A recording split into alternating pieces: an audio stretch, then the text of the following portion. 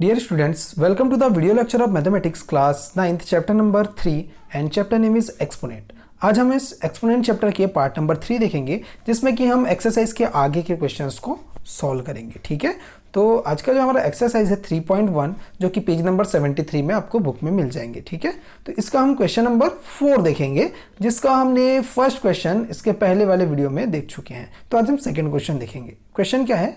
Proof 1/1 plus x to the power n minus 1 plus 1/1 plus m to the power n minus m is equals to 1। ये हमको proof करना है। तो हम जानते हैं कि जब भी हमको कोई भी प्रूफ करना होता है तो हम सबसे पहले LHS लेते हैं। ठीक है, तो LHS इज इक्वल्स टू क्या होगा? ये जो हमारे पास टर्म है उसको हमने लिख दिया। ठीक है, ये LHS हो गया। अब इसमें देखिए इसको सॉल्व कैसे करेंगे। अब यहाँ पर एक फॉर्मूला लगाना है हमको, a to the power m upon a to the power n is equals to a to the power m minus n। ये क्यों लगेगा? देखिए ये वाला जो पार्ट आपको दिख रहा है x to the power m minus n, ठीक है, ये कुछ इस तरह का आपको पार्ट दिख रहा है इसमें। ठीक है, कुछ इस तरह का। तो हम क्या करेंगे, इस फॉर्म से इस फॉर्म में हम इसको कन्वर्ट करेंगे, यानी कि x to the power m minus n दिया हुआ है और इस फॉर्म से इसको हम इस फॉर्म में कन्वर्ट करेंगे। ठीक है, क्योंकि अगर इसकी वैल्यू हम ये रख सकते हैं तो इसकी वैल्यू हम ये भी रख सकते हैं। ठीक है, तो सेम वही करना है, दोनों चीज़ों में हमको वही अप्लाई करना है। 1/1 प्लस क्या हो जाएगा, देखो a to the power m minus n अगर है तो ये क्या हो जाता है a to the power m upon a to the power n। तो सेम एज इसमें अगर अप्लाई करें तो क्या होगा x to the power m upon x to the power n। ठीक है, सेम एज प्लस 1/1 प्लस इसमें अप्लाई करेंगे तो n सबसे पहले है तो x to the power n और m बाद में इसलिए upon x to the power m। Clear? अब इसको हम सॉल्व करेंगे इसका एलसीएम लेके। ठीक है, तो कैसे सॉल्व होगा, देखिए x to the power n यहाँ क्या लिखा हुआ है, ये इसको हम कैसे सॉल्व कर सकते हैं। इसका हम जैसे एलसीएम लेंगे यहाँ पर आपको कोई भी नंबर अभी नहीं दिख रहे हैं तो इसमें हम क्या कर सकते हैं, इसके अपॉन में कुछ नहीं, यानी कि हम इसके अपॉन में 1 लिख सकते हैं, इसके अपॉन में भी 1 लिख सकते हैं। ठीक है, तो एलसीएम हम कैसे निकालते हैं इसमें। ठीक है, इसको सॉल्व कैसे करते हैं, सॉल्व कैसे होता है, इन दोनों का डिनोमिनेटर का एक दूसरे से मल्टीप्लाई होगा, ये इन दोनों डिनोमिनेटर का मल्टीप्लाई होगा और इस x to the power n का इधर मल्टीप्लाई होगा और ये 1 का मल्टीप्लाई जो है ये x to the power m के साथ होगा। ठीक है, सेम एस इसमें भी मल्टीप्लाई होगा, क्रॉस इधर मल्टीप्लाई होगा और इसका इधर मल्टीप्लाई होगा। ठीक है, और इन दोनों का मल्टीप्लाई होगा नीचे। ठीक है, तो जब नीचे मल्टीप्लाई करेंगे 1 के साथ तो ये x to the power n ही रहेगा। ठीक है, तो आगे देखते हैं इसमें, यहाँ देखिए नीचे जब मल्टीप्लाई किए तो x to the power n ही है और फिर क्रॉस मल्टीप्लाई करने पर इनका जब क्रॉस मल्टीप्लाई करेंगे इसका मल्टीप्लाई 1 के साथ तो हमको क्या मिलेगा, x to the power n मिलेगा। ठीक है, उसके बाद फिर यहाँ पर क्या है आपका 1 होगा, नीचे कुछ नहीं मीन्स 1 है तो 1 का multiply x to the power m से होगा तो कितना होगा, x to the power m मिलेगा।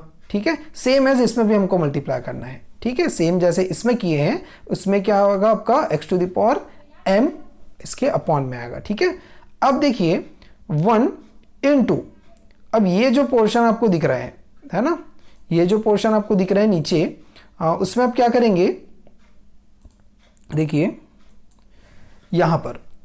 ठीक है, इसमें हम इसको मल्टीप्लाई में जब चेंज करेंगे, ये जो डिवाइड का साइन है इसको हम मल्टीप्लाई में चेंज करें, जब भी मल्टीप्लाई में चेंज करेंगे तो इसका डिनोमिनेटर जो है वो ऊपर चले जाएगा, न्यूमरेटर नीचे आ जाएगा। ठीक है, तो ये जो है ऊपर चले गया तो x to the power n और ये नीचे आ गया, मतलब इसके नीचे लिख दिया हमने x to the power n plus x to the power m। Plus इसमें भी सेम वही करेंगे, 1 into यहाँ हो जाएगा, ये ऊपर चले जाएगा x to the power m और ये नीचे आ जाएगा x to the power m plus x to the power n।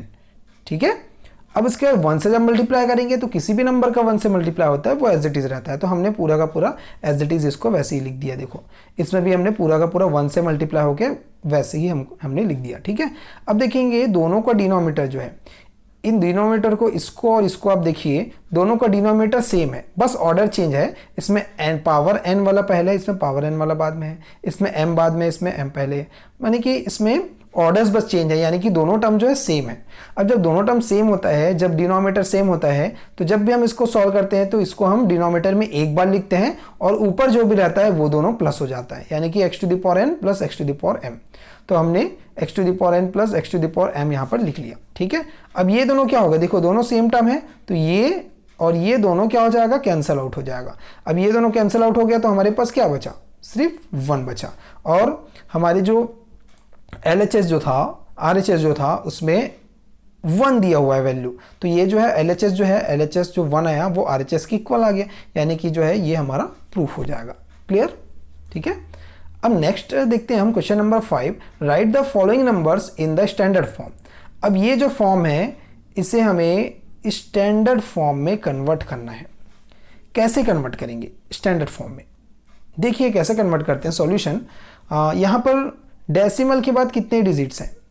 सबसे पहली बात आपको ध्यान रखना है, जब भी स्टैंडर्ड फॉर्म में कन्वर्ट करना है, स्टैंडर्ड फॉर्म का मतलब क्या होगा, कोई भी नंबर जो है उसको हम अगर 10 to the power, suppose 10 to the power 5 हमने लिख दिया, कोई भी नंबर है उसको अगर हम 10 टू द पावर में अगर फॉर्म में रिप्रेजेंट करते हैं तो वो जो है हमारा स्टैंडर्ड फॉर्म होता है।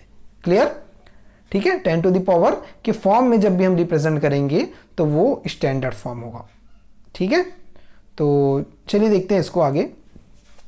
अब इसमें क्या करेंगे हम, यहाँ पर इज इक्वल्स टू, अब सबसे पहला काम क्या करना है हमको, ये जो डेसिमल है इसको हमको यहाँ पर लाना है, ये जो दिख रहा है हमको यहाँ पर हमको डेसिमल को लाना है।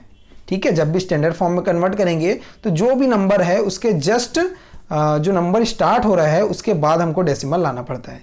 तो कितने डिजिट है यहाँ पर काउंट कर लीजिए आप। ठीक है, मतलब कितने यहाँ पर डिजिट्स है डेसिमल के बाद, यहाँ पर हमको डेसिमल को लाने के लिए काउंट कीजिए। ये 1 2 3, देखो 1 2 3 4 5 6 7 8 9 10 11 12। ठीक है, टोटल कितने डिजिट हुए डेसिमल के बाद जो है वो टोटल 12 डिजिट हुए हमारे पास। ठीक है, तो हमको क्या करना है, इस डेसिमल से यहाँ से लेकर यहाँ पर हमको लाना है डेसिमल को 8 के बाद। ठीक है, तो हमने इसको क्या लिख दिया, देखो 8.52 डेसिमल यहाँ पर आ गया। अब हमने क्या किया, नीचे जो है कितने डिजिट्स आए, 12 डिजिट्स। ठीक है, तो हमने लिखा 10 टू द पावर 12। ठीक है, अपॉन में क्या लिख दिया, 10 टू द पावर 12। तो हमने ऐसा क्यों लिखा इसको, इसी फॉर्म में क्यों लिखा? देखिए, क्योंकि जब भी कोई नंबर है अगर हमारे पास, उसमें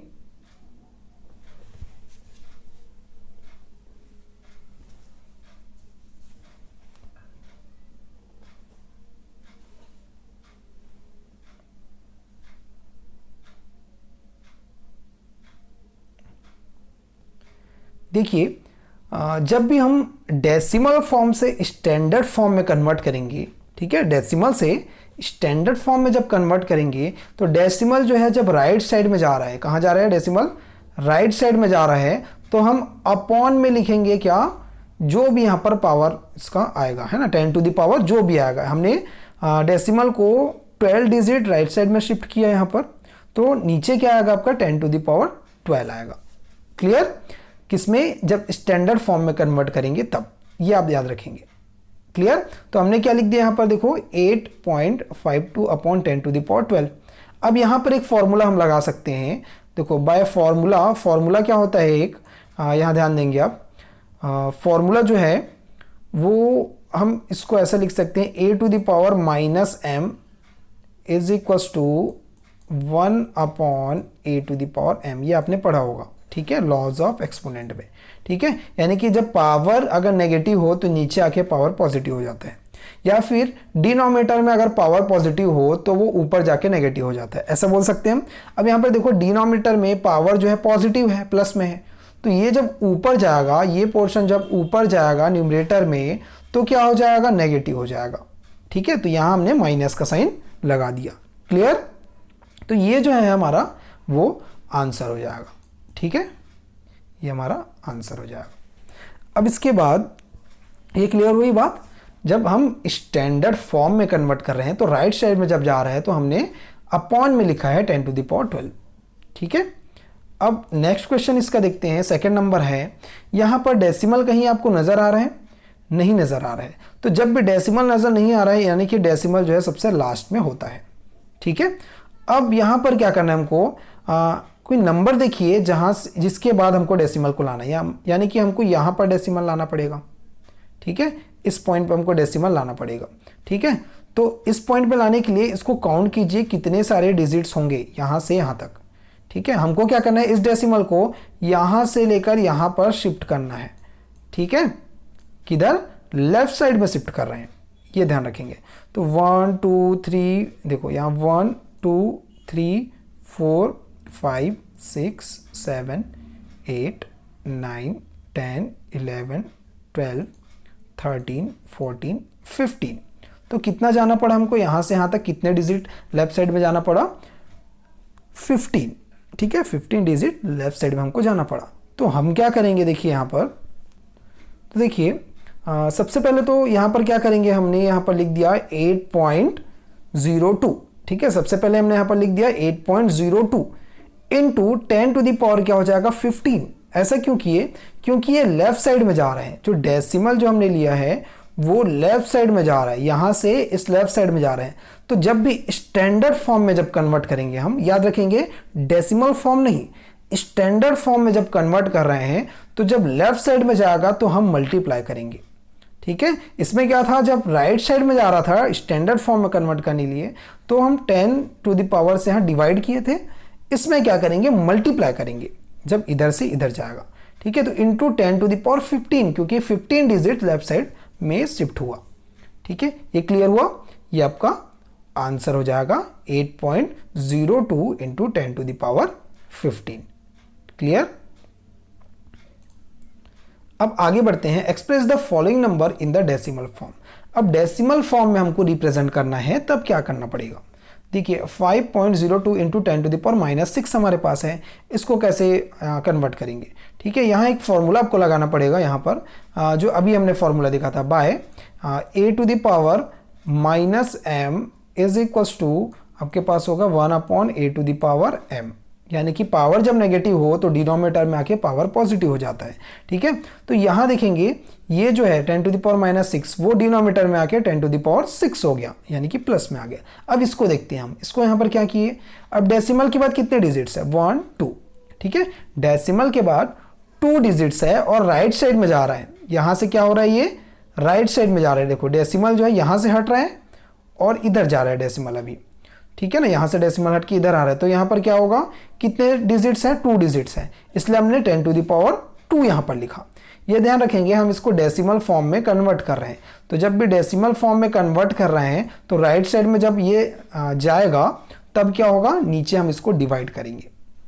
ठीक है, ये देखो हमने डिवाइड किया, अभी 10 टू द पावर 2 हुआ। क्लियर? क्योंकि 2 डिजिट हमने शिफ्ट किया, अगर 3 डिजिट शिफ्ट करते हैं तो 10 टू द पावर 3 लिखते। क्लियर? अब इसके बाद यहाँ देखिए 502 अपॉन, अब ये दोनों देखो मल्टीप्लाई में है, तो हम जानते हैं बाय, देखो यहाँ से क्या है, अगर जब मल्टीप्लाई में होंगे यहाँ पर, ठीक है, तब क्या होता है by a to the power m into a to the power n अगर हमारे पास है। ठीक है, कोई भी दो चीज़ अगर मल्टीप्लाई में है, बेस अगर सेम है, तो दोनों का पावर क्या हो जाता है, ऐड हो जाता है।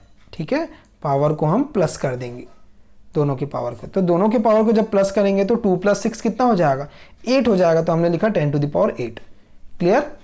अब देखिए यहाँ से क्या हो रहा है, अब इस फॉर्म से स्टैंडर्ड फॉर्म से हम डेसिमल फॉर्म में कन्वर्ट कर रहे हैं। ठीक है, स्टैंडर्ड से डेसिमल में कन्वर्ट कर रहे हैं, तो स्टैंडर्ड से जब भी डेसिमल में कन्वर्ट करेंगे तो ये 10 टू द पावर 8 से डिवाइड हो रहा है, इसलिए डेसिमल जो है वो लेफ्ट साइड में शिफ्ट होगा। ठीक है, डेसिमल जो है वो क्या होगा, आपका लेफ्ट साइड में शिफ्ट होगा। ठीक है, लेफ्ट साइड में आपका डेसिमल शिफ्ट होगा जब ये 10 से डिवाइड हो रहा है। ठीक है, तो यहाँ क्या हो जाएगा, कितने डिजिट शिफ्ट करना है, 8 डिजिट शिफ्ट करना है, तो यहाँ पर ऑलरेडी 3 डिजिट है आपके पास, तो कितने हो गए 1 2 3 4 5 6 7 8, तो ये सारे डिजिट लाने के लिए हमने 0 लगाए हैं, 8 डिजिट लाने के लिए। ठीक है, तो डेसिमल यहाँ पर आ गया, तो ये जो है हमारा वो एग्जैक्ट आंसर होगा। क्लियर? कुछ क्वेश्चंस यहाँ पर एक्सरसाइज 3.1 का पेज नंबर 74 में, ठीक है, आपको बुक में मिल जाएंगे। ये कुछ क्वेश्चंस हैं जिसमें से कुछ क्वेश्चंस हमने बता चुके हैं, यहाँ से फर्स्ट सेकंड क्वेश्चन हमने बता चुके हैं, आपको थर्ड नंबर क्वेश्चन सॉल्व करना है। यहाँ से भी हमने एक क्वेश्चन बता दिया, आपको बाकी क्वेश्चन सॉल्व करने हैं, और ये 7 नंबर भी आपको क्वेश्चन सॉल्व करने हैं। ठीक है, थैंक यू।